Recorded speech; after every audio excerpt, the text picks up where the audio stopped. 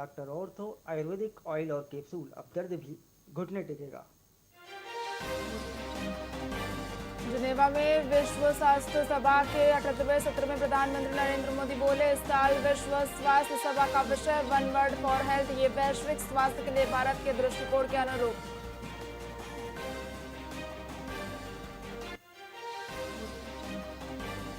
Operation सिंदूर के बाद भारत पाक के बीच होगी पहली बैठक। 1 जुलाई को भारत पाक के बीच होगी बैठक में जेलों में बंद कैदियों की रिहाई पर होगी चर्चा।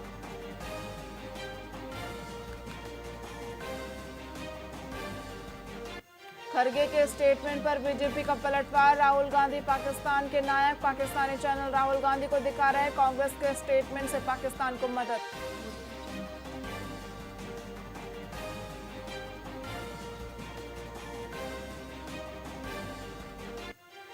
प्रोफेसर अली खान को न्यायिक हिरासत, कोर्ट ने 27 मई तक न्यायिक हिरासत में भेजा। फेसबुक पोस्ट को लेकर हुई थी गिरफ्तारी।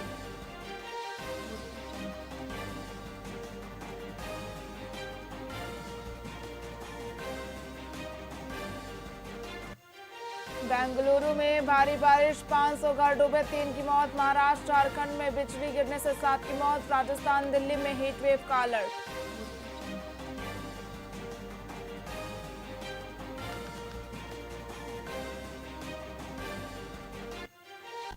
नमस्कार, आप देख रहे हैं वीआईपी न्यूज। मैं हूं आपके साथ प्रज्ञा तिवारी। रुक करते एक खबरों की ओर। डोंगरगढ़ रेलवे स्टेशन अब हाईटेक सुविधाओं से लैस हो चुका है, जिसमें लिफ्ट, एक्सीलेटर, वेटिंग लाउंज और शानदार लैंडस्केपिंग शामिल है। प्रधानमंत्री नरेंद्र मोदी 22 मई को इस आधुनिक स्टेशन का वर्चुअल माध्यम से उद्घाटन करेंगे।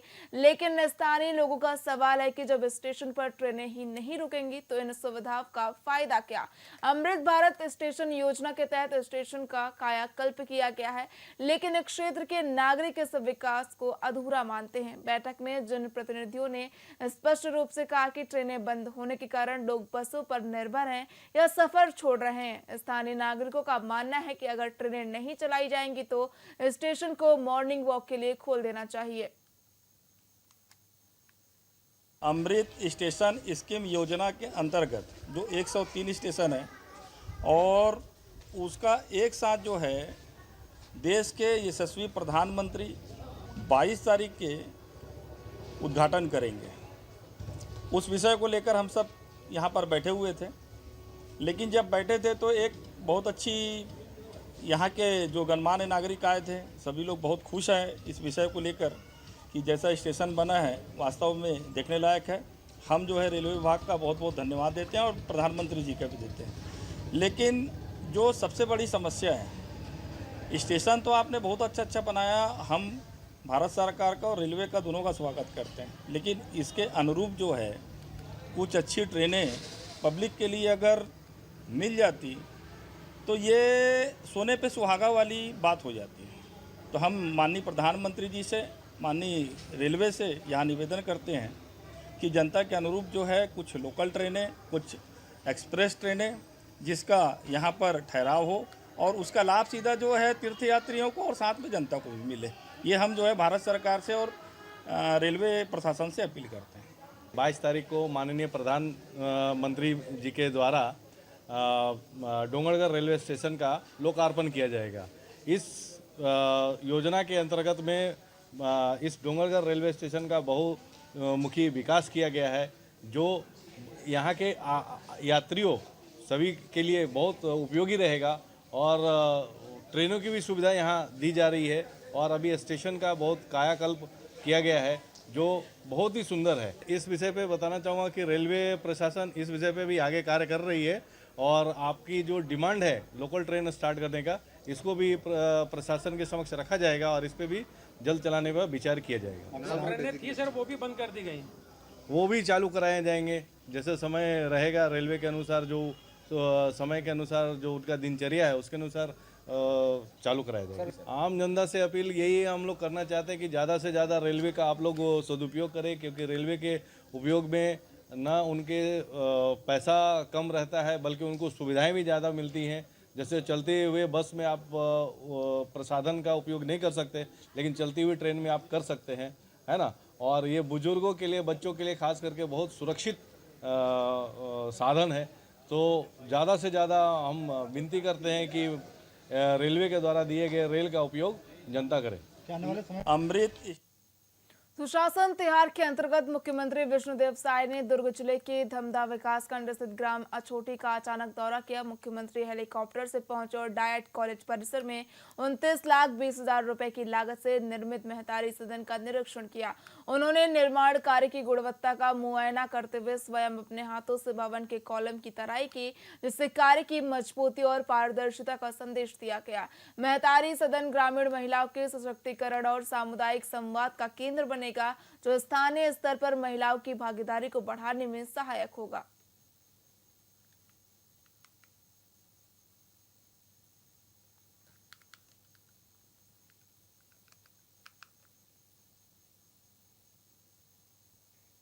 मुख्यमंत्री विष्णुदेव साय ने सुशासन तिहार के तीसरे चरण के तहत मुंगेली जिले के लोरमी विकासखंड के बिजरा कचार गांव में आयोजित समाधान शिविर का उद्घाटन किया। इस क्षेत्र में मुख्यमंत्री का यह पहला दौरा था, जिसे लेकर ग्रामीणों में खासा उत्साह देखने को मिला। ये इलाका आदिवासी और बैगा विशेष पिछड़ी जनजातियों का गढ़ है, जो छत्तीसगढ़ की सीमा पर स्थित है।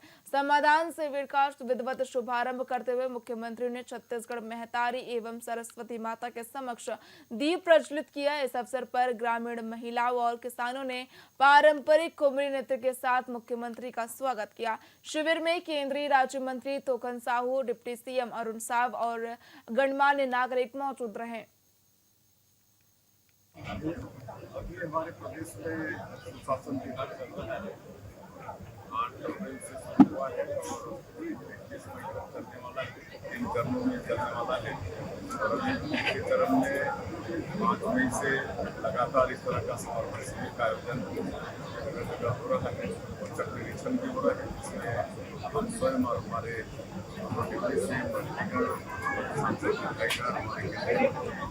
सभी जा रहे हैं। और आज इसी कार्यक्रम में यहाँ पर मेरा कछार बना हुआ है, जो हमारे देश के आता है और भारी संख्या में आज समाधान हो रहे हैं। और 14 ग्राम पंचायत इसमें आए थे और इससे प्रथम चरण में जो समस्या कलेक्ट किए थे हमारे अधिकारी 7,970 आवेदन स्तर में आए थे और हमारे अधिकारियों ने इसका समाधान किया है। 7,964 का समाधान हुआ है। बहुत कम नाम मात्र का बचा है, तो इससे सुशासन तिहार से काफी फायदा प्रदेशवासियों को हो रहा है। मैं हमारे छत्तीसगढ़ के मुखिया विष्णुदेव साय जी को बहुत बहुत धन्यवाद देना चाहूँगा और साथ ही हमारे उप मुख्यमंत्री अरुण साव जी, केंद्रीय मंत्री तोकन साहू जी, इन सब हमारे बहुत ही सम्माननीय मंत्रियों के माध्यम से जो आज हमारे बहुत बड़े सौगात के रूप में कॉलेज के रूप में हमें प्राप्त हुआ है, तो क्षेत्र के विकास के लिए बहुत ही योगदान साबित होगा। और हमारे आसपास के बच्चे जो 12वीं क्लास पढ़ाई करने के बाद उनका कॉलेज की पढ़ाई रोकना पड़ता था, अपने यहाँ से 20 किलोमीटर से 30 किलोमीटर दूर जाना पड़ता था, तब उनकी पढ़ाई कॉलेज का कर पाते थे। इसलिए आज हर वर्ग के सभी परिवार के बच्चे आज कॉलेज का शिक्षा ले पाएंगे और उच्च शिक्षा प्राप्त करेंगे। अभी हमारे प्रदेश में छत्तीसगढ़ के मुख्यमंत्री विष्णुदेव साय दुर्ग जिले के ग्राम पंचायत मुरमुंदा पहुंचे, जहां उन्होंने समाधान शिविर में जनता से सीधे संवाद किया। बता दें कि ये कार्यक्रम सुशासन तिहार के तीसरे चरण के तहत आयोजित किया गया, जिसका उद्देश्य लोगों की समस्याओं का मौके पर समाधान करना और सरकार की योजनाओं की जमीनी हकीकत का फीडबैक लेना है। इस दौरान मुख्यमंत्री विष्णुदेव साय ने कांग्रेस पर जमकर निशाना साधा। हाँ, अभी पूरे प्रदेश में सुशासन तिहार चल रहा है और ये 3 चरणों में चल रहा है। 2 चरण समाप्त हो चुका है, तीसरा चरण चल रहा है 5 मई से। और ये तीसरे चरण में जगह जगह समाधान शिविर का आयोजन कर रहे हैं, जिसमें हमारे अधिकारी जो उस क्लस्टर में जितनी समस्या आई हैं और उसमें क्या प्रगति है, वो सबका रिपोर्ट कार्ड जनता के सामने में रख रहे हैं। और हम स्वयं और हमारे दोनों डिप्टी सीएम, हमारे मंत्रीगण, हमारे सांसद विधायकगण इस 3 चरण में कहीं भी औचक निरीक्षण भी कर रहे हैं, समाधान शिविर भी अटेंड कर रहे हैं। और इस सुशासन त्यौहार का उद्देश्य ये है कि हम लोग जो जनता की सेवा कर रहे हैं 1.5 सालों से, वो सेवा कहाँ तक लोगों तक पहुँच पा रहा है, इसका फीडबैक लेना इस सुशासन त्यौहार का उद्देश्य है। और लगातार हम सब लोग जा रहे हैं। मैं भी, मेरा शायद ये 19 या 20 जिला का आज ये दौरा हो रहा है और उसमें हम लगातार औचक भी निरीक्षण करके लोगों से मुलाकात किए हैं, समाधान शिविर में भी मिले हैं। तो जनता संतुष्ट है हमारे कामों से, मतलब अच्छा काम हो रहा है। सरकार की जो योजनाएं हैं उसका लाभ भी लोगों को मिल रहा है। कांग्रेस कह रही है मनरेगा प्रदेश में खत्म हो रहा है।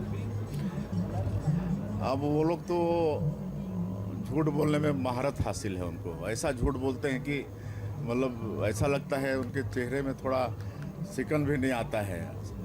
मतलब पीएचडी है वो लोग झूठ बोलने में। हाँ, अभी बीते 24 अप्रैल को राजनांदगांव जिले के डोंगरगढ़ स्थित मां बमलेश्वरी मंदिर रोपवे में एक गंभीर हादसा हुआ था, जिसमें बीजेपी प्रदेश महामंत्री भरत वर्मा गंभीर रूप से घायल हो गए थे। इस हादसे के बाद प्रशासन ने रोपवे संचालन को बंद कर दिया था और जांच के आदेश दिए थे। अब लंबे इंतजार के बाद रोपवे का संचालन एक बार फिर से शुरू कर दिया गया है। हालांकि हादसे में किसी दोषी पर अभी तक कोई कार्रवाई नहीं की गई है।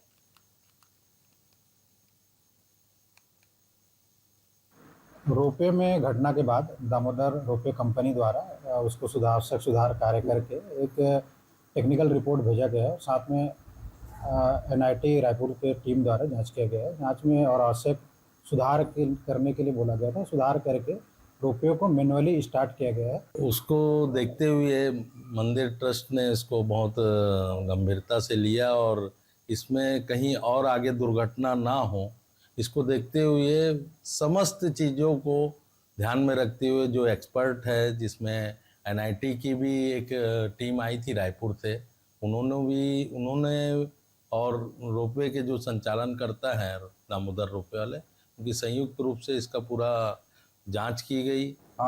24 अप्रैल को मंदिर रोपवे में जो दुर्घटना घटी थी उसके संबंध में थाना डोंगरगढ़ में 174/25, 125, 125A और 279 BNS के तहत अपराध दर्ज किया गया है और जिसकी जांच विवेचना डोंगरगढ़ पुलिस के द्वारा की जा रही है। अभी जांच जारी है। अभी कोई पुलिस ने चार्जशीट या ऐसा अभी कुछ नहीं किया, विवेचना नहीं है। एक माह की जांच में कुछ सामने आया है?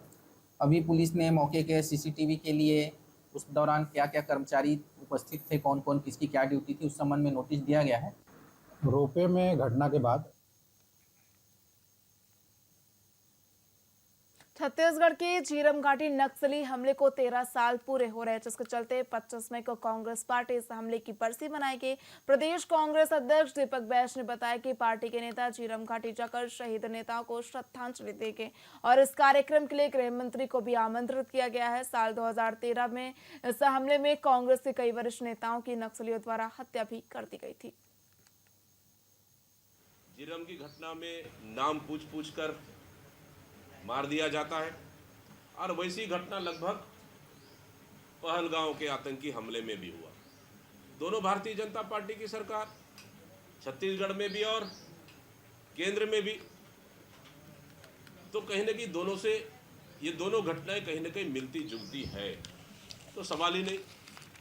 झीरम की भारतीय जनता पार्टी ने पुण्य श्लोका महारानी अहिल्याबाई होलकर की 300 जयंती के अवसर पर एक विशेष कार्यशाला का आयोजन किया। एक कार्यक्रम राजधानी रायपुर स्थित एकात्म परिसर में आयोजित हुआ, जिसमें भाजपा के पदाधिकारी, विधायक और बड़ी संख्या में कार्यकर्ता शामिल हुए।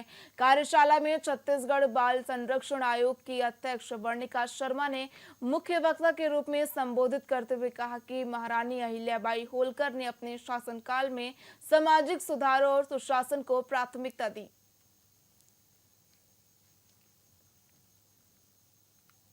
राजनांदगांव में मौजूद करीब 169 गांवों में से 98 सरकारी और बाकी निजी हैं, लेकिन इनमें से कई कुएं कचरे से पट चुके हैं और पानी के उपयोग लायक नहीं हैं। इस साल पानी की भारी किल्लत को देखते हुए नगर निगम ने सभी सरकारी कुओं की सफाई का निर्णय लिया है। नगर निगम ने अधिकारियों के साथ बैठक कर सफाई के लिए टेंडर जारी कर दिए हैं। 2-3 दिन में सफाई का कार्य शुरू कर दिया जाएगा। नगर निगम का मानना है कि बारिश के पानी को इन कुओं में संग्रह कर जल स्रोतों को पुनर्जीवित किया जा सकता है।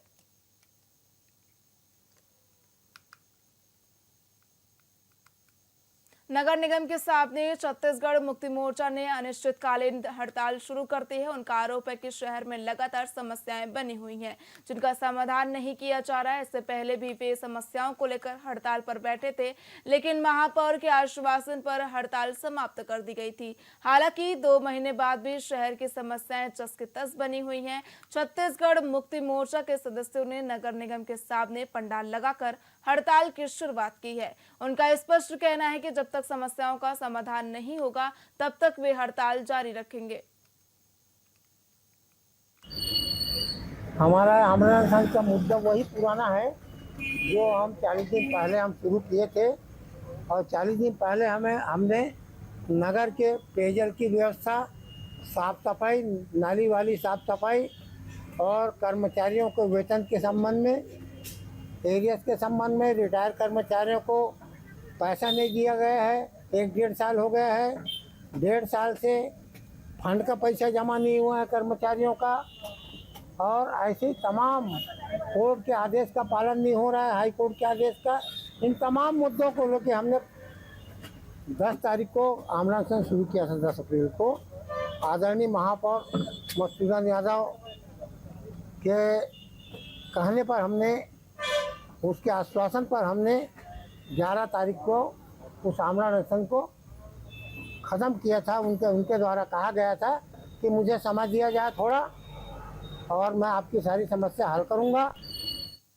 बजरंग दल के कार्यकर्ताओं ने दुर्ग जिला मुख्यालय पर ध्वनि प्रदूषण और आपराधिक गतिविधियों के खिलाफ ज्ञापन प्रस्तुत किया। उन्होंने शासन और प्रशासन से अनुरोध किया कि दुर्ग शहर में बढ़ते ध्वनि प्रदूषण, नशे के कारोबार और आपराधिक गतिविधियों पर त्वरित कार्रवाई की जाए। बजरंग दल ने बताया कि हाल ही में दुर्ग शहर में आयोजित 3 दिवसीय विशेष कार्यक्रम में ध्वनि प्रदूषण के नियमों का उल्लंघन किया गया, जिसमें बड़े डीजे और हानिकारक रोशनियों का उपयोग किया गया। ये बुजुर्गों और दिल के मरीजों के लिए अत्यंत हानिकारक साबित हो सकता है। हिंदू जो समाज है वो सब मानते हैं इस कानून को, लेकिन इनके लिए कोई कानून नहीं है। बाजू में जिला अस्पताल है, पीछे डिलीवरी वार्ड है, 2 बिस्तरों वाला, सैकड़ों की संख्या में मरीज है। हमने 1 तारीख को ज्ञापन भी दिए थे इस विषय में, लेकिन इन लोग अभी हमें बता रहे हैं कि कार्रवाई की है करके। लेकिन मैं बोल रहा हूँ कि जब उन लोग का कार्यक्रम खत्म हो गया, शहर से 2 किलोमीटर 3 किलोमीटर दूर में जाके कौन से कार्रवाई कर रहे हो भाई? तो क्या सारा नियम कानून सारी व्यवस्थाएं हिंदुओं के लिए ही है, बाकी लोगों के लिए नहीं है धाराएं? अगर ये कानून अगर बनी है तो सबके लिए एक समान होना चाहिए, एक को माँ एक को मौसी मत नहीं किया जाना चाहिए। यहाँ पर अगर रात में अगर हम लोग चुनरी यात्रा निकालते हैं तो प्रशासन की तरफ से एक मैसेज आता है कि आप लोग का एक मीटिंग किया जाएगा, ये सभी डीजे को जब्ती कर देंगे हम। तो भाई हमारे लिए नियम कानून है क्या सारा नियम कानून? जो एसडीएम के यहाँ परमिशन लेने का फॉर्म होता है उसमें स्पष्ट लिखा हुआ है कि आपको यातायात बाधित नहीं करना, अन्यथा कड़ी कार्रवाई होगी। और 3 दिन 3 रात पूरी तरह से यातायात बाधित है। तो हिंदुओं पे जो ये नियम कानून लागू होता है दुर्गा पूजा, गणेश पूजा में, सही है, होना चाहिए, लेकिन फिर वो नियम सबके लिए होना चाहिए, सब पे लागू होना चाहिए। हिंदू आबकारी घोटाले के मामले में आर्थिक अपराध अन्वेषण ब्यूरो ने छत्तीसगढ़ प्रदेश के 20 से अधिक स्थानों पर कार्रवाई की है। दुर्ग, भिलाई, महासमुंद, धमतरी और रायपुर में कई ठिकानों पर छापे मारे जा रहे हैं। इस कार्रवाई में सबसे बड़ी कार्रवाई दुर्ग में की गई है, जहां आम्रपाली सोसाइटी में अशोक अग्रवाल और उनके भाई विनय अग्रवाल के निवास पर छापे डाले जा रहे हैं। दोनों भाइयों का संबंध स्टील इंडस्ट्री से भी है। इसके अलावा दुर्ग जिले के 2 अन्य करीबियों के निवास पर भी कार्रवाई जारी है।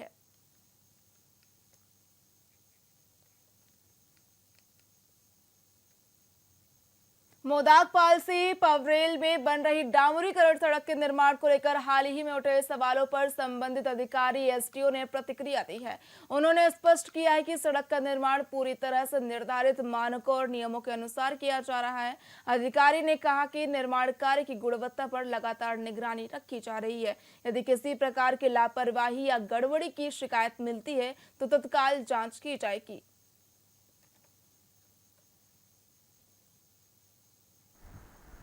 जो सवाल उठाया जा रहा है कि सड़क निर्माण मतलब घटिया निर्माण किया जा रहा है ना, अभी फिलहाल सड़क निर्माणाधीन है और उसको गुणवत्तापूर्वक बनाया जा रहा है। प्लांट से गुणवत्तापूर्वक मटेरियल मिक्स करके ही साइट पे डाला जा रहा है ना। कोई लापरवाही नहीं बरती जा रही है एवं कोई भ्रष्टाचार नहीं किया जा रहा है। मापदंड में बनना चाहिए, उसी मापदंड में बनाया जा रहा है। आगे चलते जी हाँ, इसमें प्रशासनिक बड़े अधिकारियों की निगरानी है, उनकी नहीं बनाया जा रहा है उनके। फिलहाल खबरों में इतना ही। देखते रहिए VIP न्यूज़। नमस्कार।